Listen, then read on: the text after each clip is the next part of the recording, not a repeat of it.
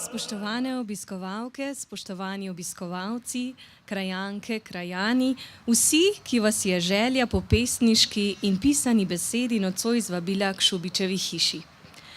Pesem Spomin na zimski večer, ki smo jo pravkar slišali, nas je pozdravila na dan, ko se je njen avtor Aleš Ušeničnik, filozof, teolog, duhovnik, literarni ustvarjalec, predvsem pa veliki Poljanec, rodil pred natanko 150 leti pri Primožu Poljanah, očetu Janezu Ušeničniku in materi Mariji Kržišnik.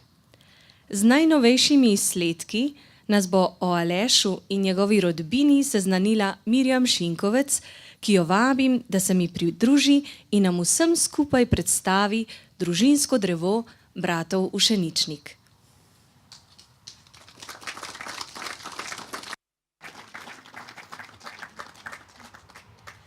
Najstarejši slovenski priimki izvirajo iz 13. stoletja, najpogosteje pa so nastajali v 16. in 17. stoletju. Priimki so nastali iz rojstnih imen, iz imen poklicev in dejavnosti, iz krajevnih, ledinskih in pokrajinskih imen ter vzdevkov. Priimek bratov Ušeničnik je povezan s pridelovanjem pšenice, torej spada v skupino priimkov, katerih izvor je povezan s poklici in dejavnostmi. Po podatkih Statističnega urada v Sloveniji je 166 oseb s tem priimkom. Najpogostejši je priimek na Gorenjskem in v osrednjoj slovenski statistični regiji, od koder prihaja večina današnjih Ušeničnikov. Mati Aleša in Franca se je pisala Kržišnik. Priimek označuje nekoga, ki živi na nekem križišču. Izvira torej iz krajevnih, ledinskih in pokrajinskih imen. Po podatkih Statističnega urada je v Sloveniji 665 oseb s tem imenom. Tudi ta priimek je najpogostejši na Gorenjskem in v osrednje slovenski regiji. Najdemo ga tudi v drugih regijah. Franc se je rodil v Predmostu na materinem domu, Aleš pa v Poljanah na očetovem domu. Družina je večino skupnega časa prebivala v Predmostu v Županovšu. Aleševi in Francovi starši so bili gostači. Na podeželju je bil to najnižji sloj prebivalstva, ki je živel v najetem stanovanju, ni imel posesti in se je preživljal z občasnimi deli, najpogosteje pri lastniku stanovanja. Družina je živela najprej na očetovem domu, po smrti očeta Janeza pa so se vrnili na materin dom v Predmost. Oče Janez Ušeničnik je bil doma v Poljanah, pri Primož. Pri Primož je bila kajža. Ponavadi so imeli kajžarji hišo, nekaj zemlje, nekaj živine, dodaten zaslužek pa so iskali v trgovini in mali obrti. Janezov oče Primož je bil strojar. Mati Marija, Micka Kržišnik, je bila gruntarjeva hči iz Predmosta, doma v Županovšu. Njen ded Jožef po očetovi strani se je poročil s Terezijo Kalan, ki je bila doma z Visoškega grunta. Zanimivo pa je, da je tudi njena mama imela korenine na Visokem. Njena starša sta imela skupno prababico in dedka. Rodovnik po materini strani lahko sledimo do začetka 18. stoletja. Po stranskih vejah matere pa pridemo lahko tudi do konca 16. stoletja, vendar ta del rodovnika ni predstavljen tukaj gor. Očetov rodovnik pa lahko sledimo do tretje četrtine 18. stoletja. V rodovniku bratov Ušeničnik se pojavlja še vrsta priimkov, ki so v naših krajih še vedno prisotni. To so Čadež, Demšar, Dolinar, Furlan, Inglič, Kalan, Klemenčič, Lušina, Mihelič, Perko, Stroj. Zato se lahko vprašamo, koliko nas bi lahko našlo povezavo z njunim rodom.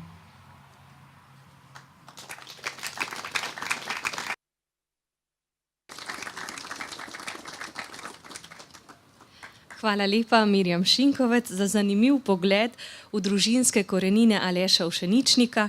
Obenem pa izrekam tudi povabilo k ogledu družinskega drevesa potem po zaključeni prireditvi. Kot majhen deček, željan znanja, se je Aleš Pon odpravil najprej v domačo poljansko osnovno šolo in kasneje v Škofjo Loko. Z izobraževanjem je med leti 1880 in 1888 nato nadaljeval v Ljubljani. Prav v tem času pa je kot gojenec v Alojzijevišču, dijaškem semenišču, začel z literarnim ustvarjanjem. Pisal je pesmi, prozne sestavke in dramske prizore. Tine Debeljak pravi: osnovna nota teh pesmi je mladostni pesimizem, sentimentalno posedanje ob studenčkih in premišljevanje o valčkih življenja, vzdihi ob pevanju ptic v kletkah in domovinska ljubezen z vseslovansko obsežnostjo, Stritarjevo svetobolje in Gregorčičevo domorodstvo. So pa v tem obdobju prisotna tudi dela, ki izražajo prebujajoča erotska čustva in mladostno ljubezen. Večina njegovih del je bila objavljenih pod različnimi psevdonimi. Prvi dve pesmi z naslovom Sonet in Poziv sta izšli v reviji Slovan leta 1886. Mi pa sedaj prisluhnimo dvema pesmima, objavljenima v reviji Ljubljanski zvon. Prva pesem nosi naslov Golobec, druga Ljubezen. Obe sta bili objavljeni v letu 1888 in sta ljubezenskega motiva. Kakor z listom bel golobec poleti čez brda snežna in na okna sede robec, da odpre mu roka nežna. Oj, tako ljubezen moja, srca mi golobec prvi, prišla je na ustna tvoja, po poljuba cvetni brvi. Mehko ji trepeče krilo, kakor listek mladoletja, da bi deklico genilo, naj ji v srcu da zavetja. Ljubezen. Sanjavo veje mir po snežnih vrsih in diha mehko v tihi dol. Povsodi mir, le v trudnih mojih prsih vihra moreče svetska bol. Kot slapa gorskega valovi jezni poljo ob srci mi skrbi. Bolesno koprnel sem po ljubezni, sedaj ljubezen me mori. Pritisnil strastno na srce, ki peče sem deklico, nebeško stvar, pa mislil nisem, da ljubezni sreče uživati ne smem, nikdar. In za svobodo sem raznemal, brate, za naše pravo, našo kri. Saj rod svoj ptice ljubijo krilate, le mi, da robje smo vse dni. Na Kavkaz skalni vkuj me v trdo jeklo, pokopli v hladno memorje. Oj svet, gorje me tvoje bode peklo, a še ljubilo bo srce. Kaplje so nas ne pregnale, ampak povabile malce bližje duši Šubičeve hiše, tako da dobrodošli in hvala vsem tistim, ki ste poprijeli pa kaj prinesli, da bomo lažje in hitreje nadaljevali današnji program. Takole je zapisal Aleš v rimskih elegijah. Tiho zapustil sem kraj, ko pel je petelin na vasi. Jutro jesensko znaneč vzel sem od doma slovo. Materin glas je zamrl, izginila krajina lepa. Čuvaj, nebeški te Bog, ali te vidim še kdaj. Odhod v tujino na študij v Rim je zaznamoval tako njega kot njegove pesmi. Sam sem na širni zemlji, sam kaj je veselje, nič ne znam, je potožil pesmi Ribič. V srcu je nosil veliko domotožje, ki ga je v pesniški obliki izlival na papir. Dela iz začetnega obdobja študija so vsebinsko bolj bogata. V njih se zrcalijo vtisi iz novega okolja, spoznanja novih resnic in občutja razdvojenosti med duhovništvom, ki je bilo Aleševo temeljno poslanstvo, in privlačnostjo pesništva. V sonetih, ki so nastali leta 1892, je izrazil bolečino, upe in želje svojega srca, ki so bili zgolj domoljubnega, religiozno-miselnega in prijateljskega značaja. V sonetu Prijatelju izpove, kako ga je pogovor s prijateljem opeko iztrgal v filozofiji in ga vrnil k poeziji. Verjetno najlepši izmed vseh je sonet z naslovom Otožnost, v katerem pokaže, kako se umakniti grenki žalosti in v skupnosti obuditi mladostno veselje. Prisluhnili bomo obema sonetoma. Nadalje pa bo sledil Otožni sibirski tiger v melodiji flavte, ki jo bo zaigrala Kaja Klemenčič.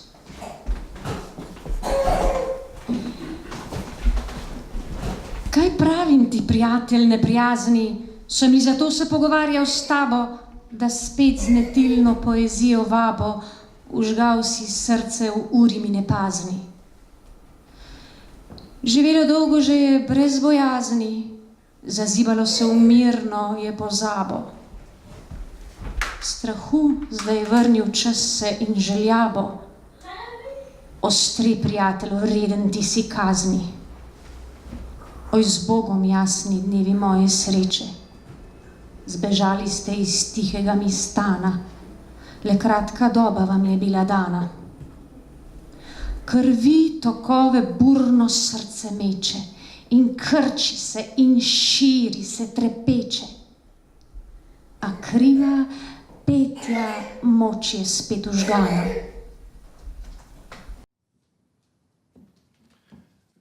Otožnost. Zakaj zašel sem na sipino prožno, ker v temno reko pot se melje zdrče, v mrakotni duši upanje mi mrče, za bilko roka se lovi nezmožno. Zakaj zabredel v reko sem otožno, ker solz napoj človeštvo toči v vrče, iz temnih vrčev grenko žalost srce in v grenki žalosti mrje ubožno. Nazaj, nazaj, dokler še čas prebiva, nazaj na breg mladostnega veselja, kjer vedri smeh iz duše se razliva. Moštvo dejavno žalost nam zataplja, okušat te, ne ženi več me želja, otožnosti otrovna mračna kaplja.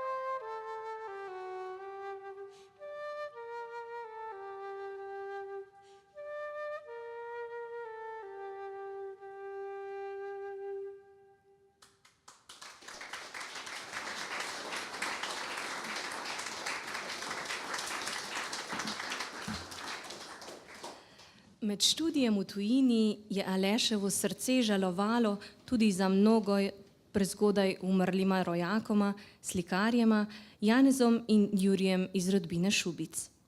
V vencu 4 sonetov, ki jih je naslovil bratoma, je vzpostavil najbolj neposredno in celovito povezavo z domačim krajem med vsemi svojimi objavljenimi pesmimi. Prisluhnimo 2 od njih.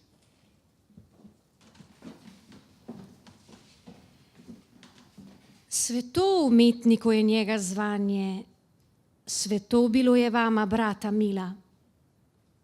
Kar njega v duši moč se je vzbudila, srce in duh gorela sta le zanje. Živeti niso bile vama sanje, ni lazno vama doba mlada bila. Umetnosti nebeške tvorna sila podžigala je vaju na dejanje.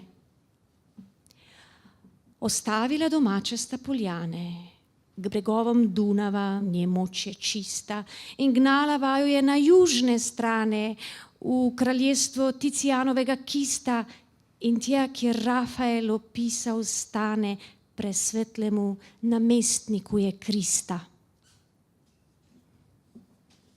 Še z rebri sorskih jarne slavske glase raznašajo po dolu zračni piši.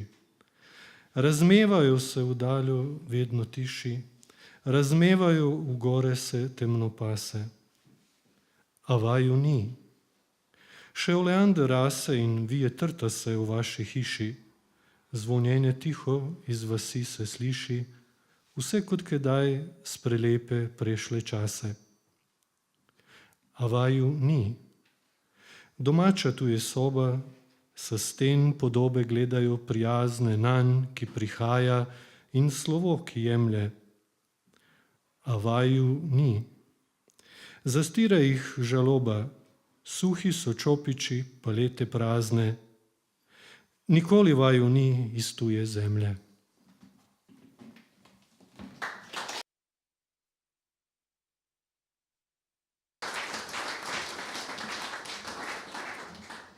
Po vrnitvi v domovino leta 1895 je najprej za kratek čas služboval kot kaplan v Stari Loki in nato kot stolni vikar v ljubljanski stolnici, potem je za škofom Mahničem prevzel uredništvo Katoliškega obzornika in pozneje Katoliške revije Čas. Njegovo pesniško ustvarjanje je po letu 1894 povsem usahnilo, se je pa kot urednik posvetil pisanju odzivov na družbena in umetniška dogajanja in je tako dolga leta pisal tudi kritike literarnih del tistega časa. Prisluhnimo, kaj je zapisal o knjigi z naslovom Povesti poljanskega rojaka, dr. Ivana Tavčarja. Doktor Tavčar v svojih spisih ne pozna životvornega krščanstva. To je sodba in obsodba doktor Tavčarjevih spisov. Taki duhamorni spisi niso za odraslo moško in žensko mladino, kakor meni slovanski svet, ki sodi samo po poetičnih prizorih. Niso za Slovence, kakor sodijo novice, če tudi so urejeni po Pleteršnikovem slovarju. In nikakor ne moremo zahvaliti dr. Ivana Tavčarja, da je izdal in založil sam svoje spise, kakor misli časopis Slovenski narod, še manj pa moramo pozivljati slovensko občinstvo, da odlikuje pisatelja z obilnim naročevanjem njegovih zbranih povesti. Doktor Tavčar je imel dovolj darov, da bi bil napisal slovenskemu narodu lepih povesti. A ker ni hotel odpreti srca krščanstvu, zato takih povesti ni napisal. In najbolje zanj in najbolje za slovenski narod, če povesti, kar jih je napisal, skoraj padejo v pozabo. Objavljeno 1897 v Katoliškem obzorniku. Po 45 letih učeničnik Tavčarja opiše tako. Doktor Tavčar je vse dni ohranil svojo elementarno naravo, bil je vehementen, robat, a dobrega srca in nesebičen. Dr. Ivan Tavčar ni bil tako odtujen krščanstvu. Verjetno je, da ni nikdar docela izgubil vere. Celo v svojih najhujših pamfletih 4000 in Izgubljeni Bog je ohranil neko spoštovanje do Najsvetejšega. Ko mu je prijatelj v družbi dejal, da se bo dal na smrtni postelji še spovedati, je odgovoril: ne rečem, da ne. In res je krščansko umrl. Vendar se je že iz mlada versko zanemaril, na Dunaju napil liberalizma in takoj nastopil v javnem življenju kot pravi liberalec, brez čuta za cerkev in versko življenje, poln pa liberalnih fraz. Nastopil je kot pisatelj in kot politik. Ker je bil nečimrn in zelo častiželjen, se je kazalo to tudi v njegovem delovanju. V svojih leposlovnih spisih je afektiran, v mladostnih zaljubljen v komtese, kar nas pa seveda tu ne zanima, a tudi, kar nas vsekako zanima, tu in tam lasciven in frivolen. Mahnič je pisal, da je dr. Tavčar fatalist, ki taji Boga in božjo previdnost in da še nihče na Slovenskem ni krščanstvo tako zlobno in premišljeno osramotil, kakor dr. Tavčar. Nam se zdi ta sodba prehuda, a resnično je, da je polagal svojim afektiranim junakom take reči na jezik, včasih res tako, da izražajo bolj ali manj tudi njegovo duševno razpoloženje, vendar nasplošno ne bi dejali, da je bil ateist in sovražen krščanstvu. Za krščansko etiko se je malo menil. Spolnost mu je nepremagljiva, tudi prešuštvo nekako usodno, dvoboj in samomor ozarja s poezijo. Zato so njegova dela zastrupljena z liberalizmom in slovensko dijaštvo je pilo iz njih strup. Svojo krščansko smrtjo je Tavčar svoje zmote in krivice pred ljudstvom vsaj nekoliko popravil. Seveda, kar je bilo, je bilo. Nesrečne vplive na duše je težko popraviti.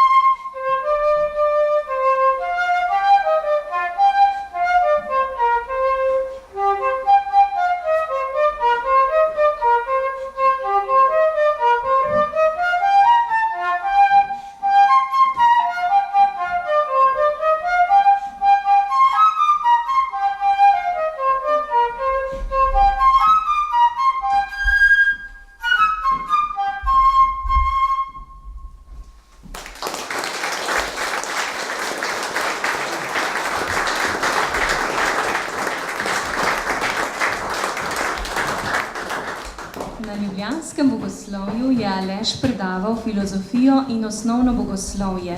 Bil je profesor za dogmatiko in sociologijo na ljubljanskem bogoslovnem učilišču.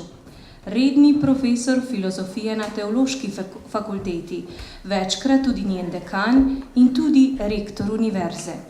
Po upokojitvi pa se je posvetil urejanju in izdajanju svojih izbranih spisov. Njegov knjižni opus je obsežen in obsega 18 knjig. Njegova dela, nekaj jih v svoji domoznanski zbirki hrani tudi knjižnica Ivana Tavčarja Škofja Loka, si lahko ogledate na razstavi. Več o njih nam bo sedaj spregovoril Jernej Pisk, ki mu predajam besedo.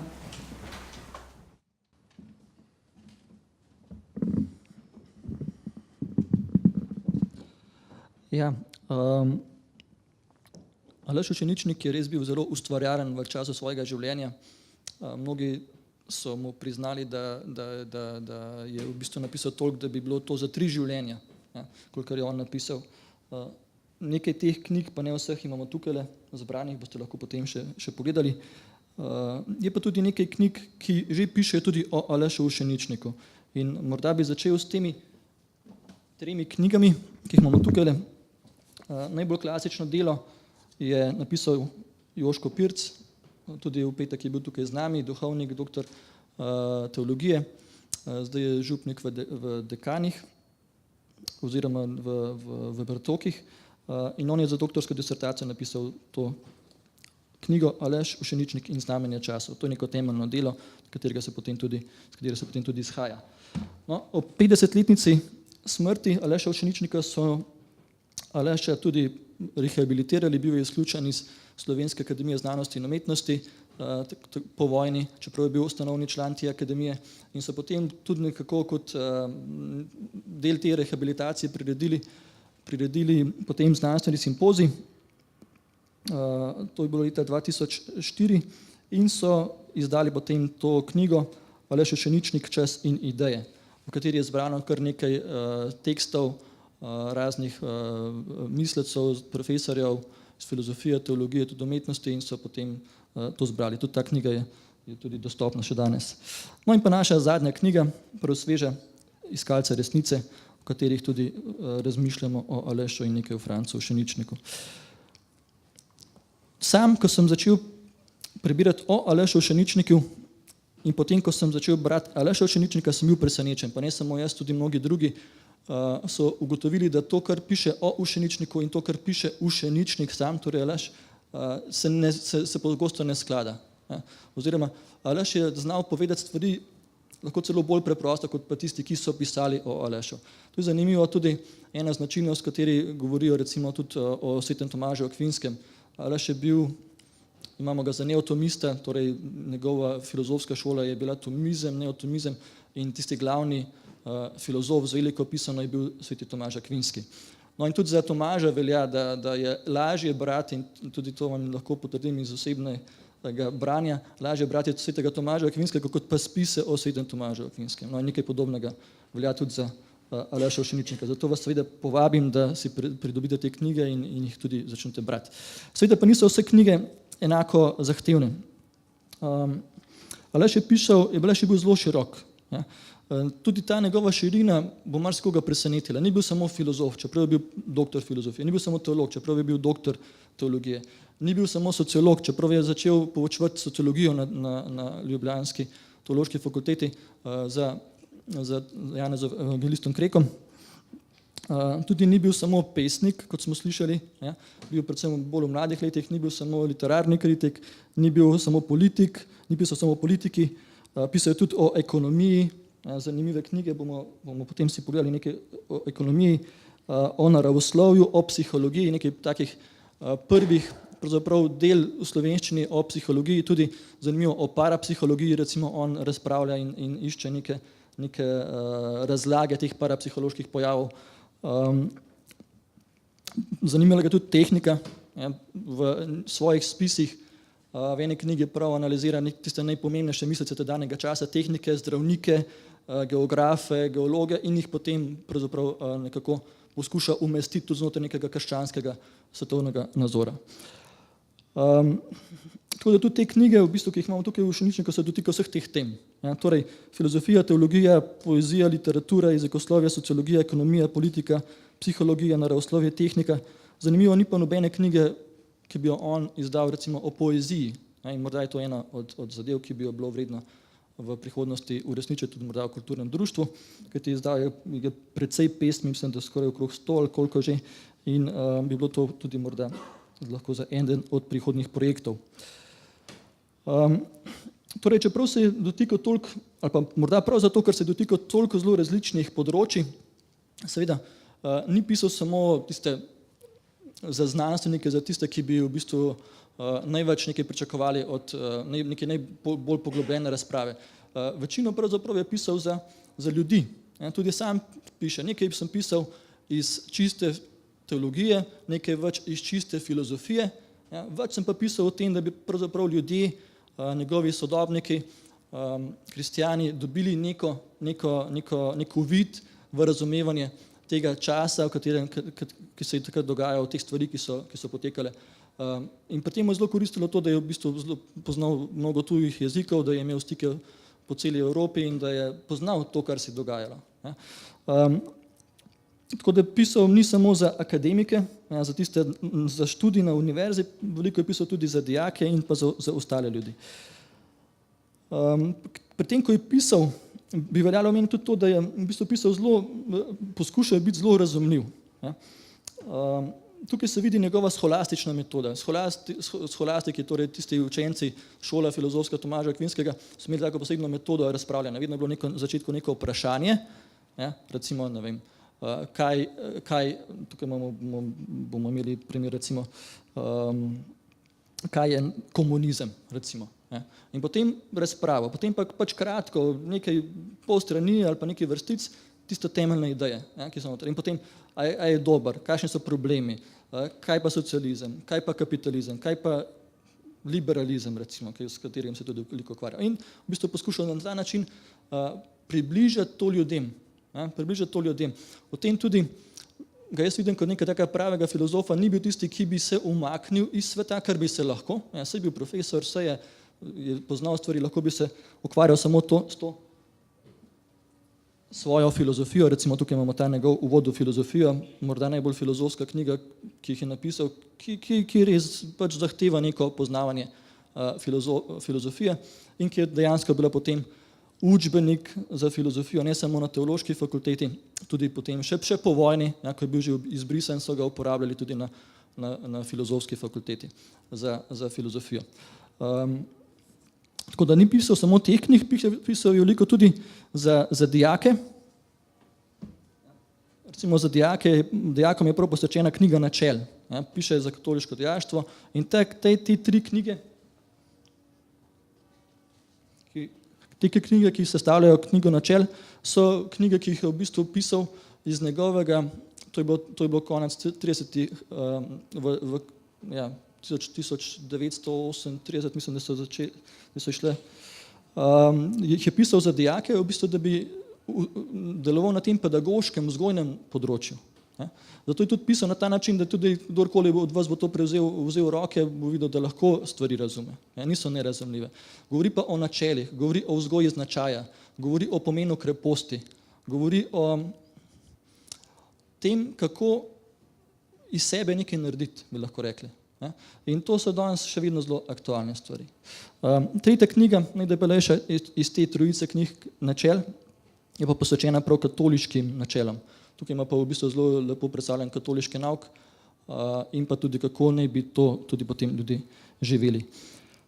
Ta knjiga Načel je ena od knjig, ki bo najbrž prišla na seznam za ponatis pri eni slovenski založbi. Zdaj bomo videli, kdaj. Želeli smo, da bi bilo že letos, že pred tole preditvijo, ampak ni uspelo. Knjiga, ki je tudi zelo, ki je najbolj taka poljudna, ki je tudi doživela največ ponatisov, tudi prevodov v druge jezike, je pa knjiga o življenju. Bila je večkrat ponatisnjena, prevod je v hrvaščino, češčino in nemščino. In tudi v slovenščini smo leta 2002 dobili nek tak ponatis, to je original, knjiga iz leta 1916. Tukaj imamo potem ponatis, ki ga je izdala založba Jutro.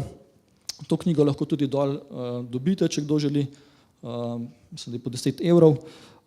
Gre v bistvu za ponatis te knjige in to je knjiga, ki je bila najbolj široko sprejeta pri tudi navadnih ljudeh.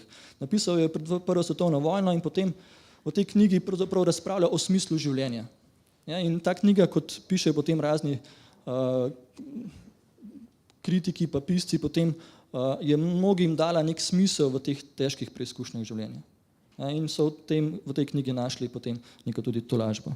Tako da knjiga življenja je bila ponatisnjena.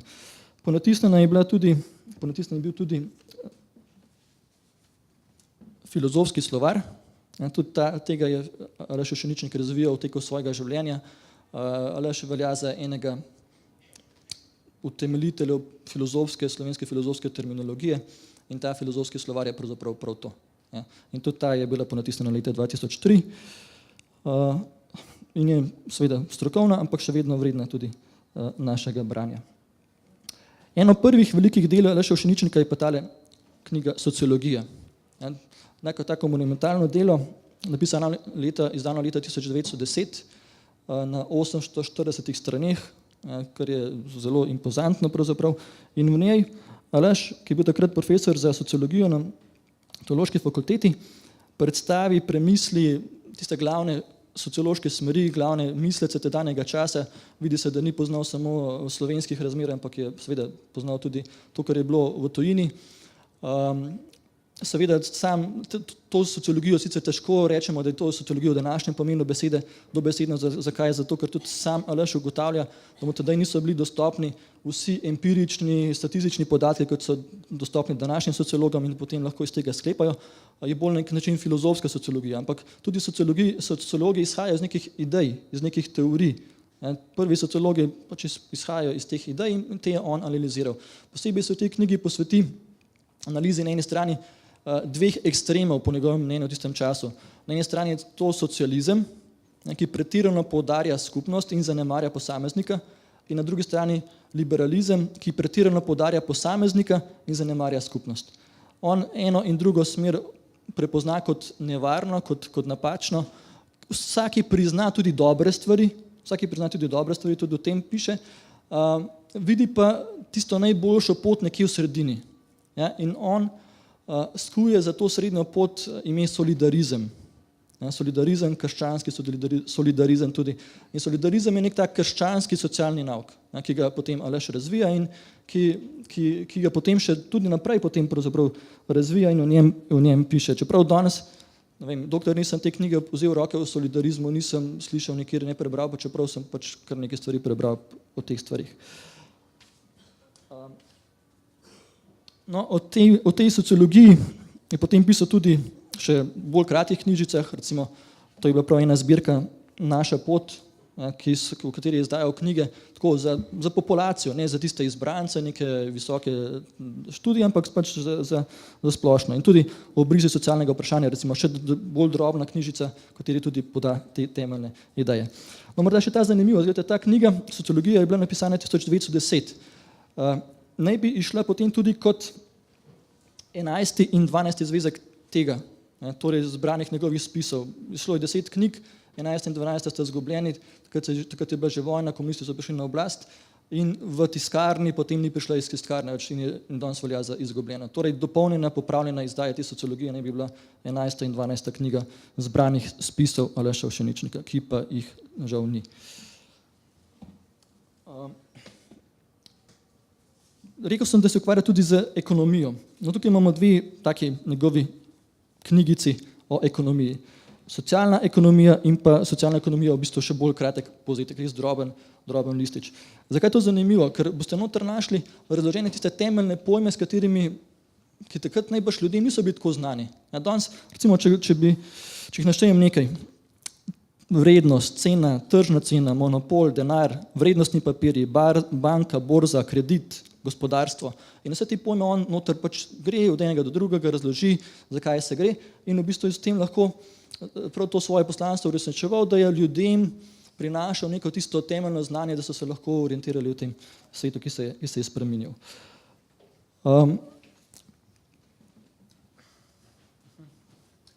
Tudi tale knjiga je zanimiva, no, pravzaprav so vse bolj kot ne zanimive, ampak recimo ta je zanimiva, ta je bila dialektični materializem.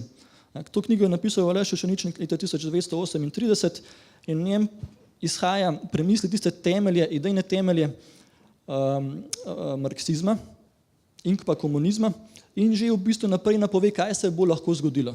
Kaj se bo lahko zgodilo, ker če jasno, če izhajaš iz Hegla in iz Marksa, kot je on pač kot komunizem to naredi, in če ona dva zagovarjata to in to, potem v bistvu iz tega logično sledi to in to.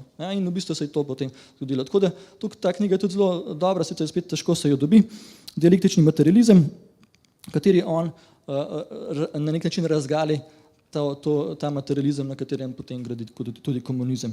No, potem leta 1934, to je napisal 38, 43 pa on, torej med vojna pa napiše potem še eno knjigo, Komunizem, njegov pravi obraz, ki je že tukaj nimamo, izdano pod psevdonimom Primož Ločnik, šlo je že pač, veste, vojna, komunisti na oblasti in vprašanje, kaj bi bilo, če bi on izdal to pod svojim pravim imenom. V bistvu nekako nadgraditi tole zadevo, pokaže na to, kaj se je zgodilo. Pravi obraz komunizma. Tako, pisal je tudi nekaj zelo duhovnih knjig. Ja. Recimo tlele imamo molitveno uro svetemu Jožefu, je on spisal. Potem frančiškani so pred nekaj leti izdali Duhovnost svetega Frančiška Asiškega, ampak ko pogledate noter, vidite, da v bistvu gre samo za izseke iz spisov o svetem Frančišku Oseničniku, o svetem, torej Frančišku Asiškemu iz spisov Aleša Ovšeničnika. Ja, tako da v bistvu tukaj noter so tudi povzeto to, kar je Aleš Ovšeničnik pisal o Frančišku Asiškem. Še nekaj v literaturi. Videli smo že, da Aleš je zelo bil usmerjen v moralnost literature. Tudi to ga je zelo zanimalo in tudi smo videli, kako ne nazadnje ceni Tavčarja. O tem je zelo zanimiva knjiga O čtivu in še kaj, ki jo je napisal skupaj še z drugima dvema avtorjema in v njej se prav vpraša o tej povezavi med umetnostjo in moralo. A je umetnost lahko neodvisna od morale, recimo, kakor je danes neko tako prepričanje, a je umetnost res samo nek performance, bi danes temu rekli, bolj, ko je nekaj samo inovativnega, ne veze z moralo, bolj je to v redu, ali je nujno povezana z neko etiko, z dobrim, z lepim. O tem tukaj piše. Za zaključek, tako pa izgledajo njegova zbrana dela. Ta so izhajala konec tam okrog leta 1940, zadnje dve knjige niste išli, kot smo slišali. V teh zbranih delih on povzame predvsej teh člankov tudi, dotakne se vseh mogočih tem, tudi filozofski slovar je noter, knjiga o življenju je noter, piše o religiji, o politiki, o filozofiji, o psihologiji, o krščanstvu, literaturi. Skratka, v teh zbranih delih je res zajeto noter mnogo stvari.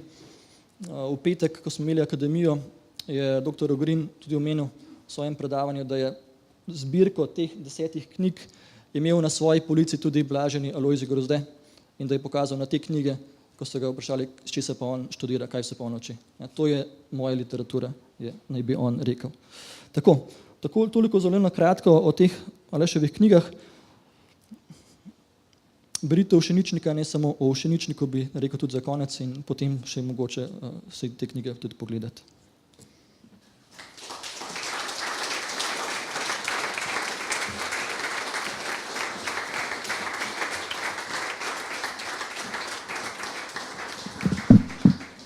Jernej Pisk, hvala za izjemno širino, ki si jo nocoj delil z nami. Torej, kot smo slišali, Aleš Ovšeničnik je bil človek izrednih sposobnosti in širokega znanja. Predan je bil cerkvi in njenim naukom. Svojo načelnostjo in zvestobo je danes lahko zgled tudi nam.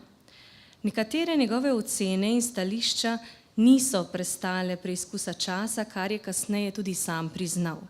Čeprav ga težko uvrščamo med večje pesnike, nekatere njegove pesmi živijo še danes, predvsem skozi peto besedo. Tudi domači kraj ga ni pozabil. Pred več kot 30 leti je dobil svoje mesto med znanimi Poljanci v fotogaleriji Osnovne šole Poljane. Pred 10 leti so krajani priredili okroglo mizo o njegovem življenju in delu. Letos, ob 150-letnici njegovega rojstva, pa je dogajanje, ki se je vrtelo okrog življenja in dela znamenitega Poljanca, ponovno oživelo, se razmahnilo in razgibalo Poljane. Upam, da nas poglobitev v njegovo življenje in delo, kakor tudi kritičen odnos do nekaterih njegovih stališč, obogati in poveže na temelju skupnih vrednot in interesov. Če si še niste ogledali v celoti razstave, vas na tem mestu lepo vabim k ogledu dokumentov ter k druženju potem ob obloženih mizah tamle zadaj.